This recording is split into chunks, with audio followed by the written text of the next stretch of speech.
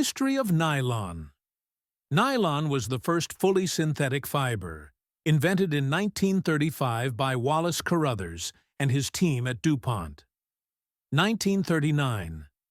Introduced to the public at the New York World's Fair. 1940.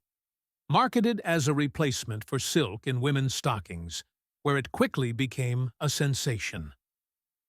World War II.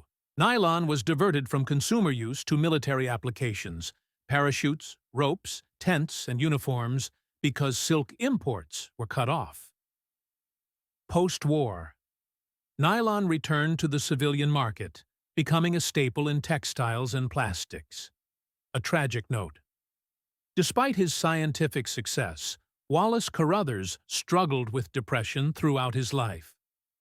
In 1937, 2 years after inventing nylon and before its public release, he took his own life at age 41.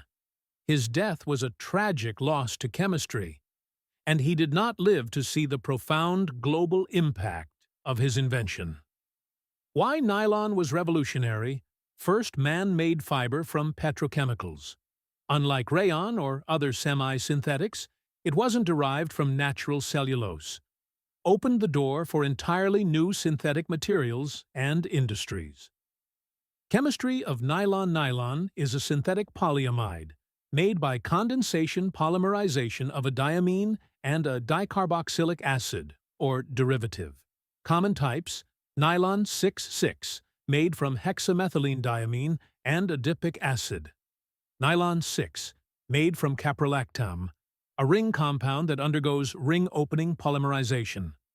General reaction for nylon 6,6.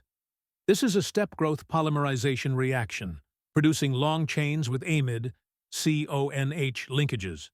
Properties of nylon: high tensile strength, good abrasion resistance, low permeability to gases, resistant to chemicals and heat, can absorb moisture, hygroscopic. Applications: textiles and fibers, clothing, hosiery, carpets, engineering plastics, gears, bearings, automotive parts, consumer goods, toothbrush bristles, zippers, fishing lines. Nylon in context. Nylon marked the beginning of the polymer age, changing materials, science, warfare, fashion, and industry. Today, its legacy continues, though new challenges like microplastic pollution and sustainability are reshaping how we view such synthetic polymers.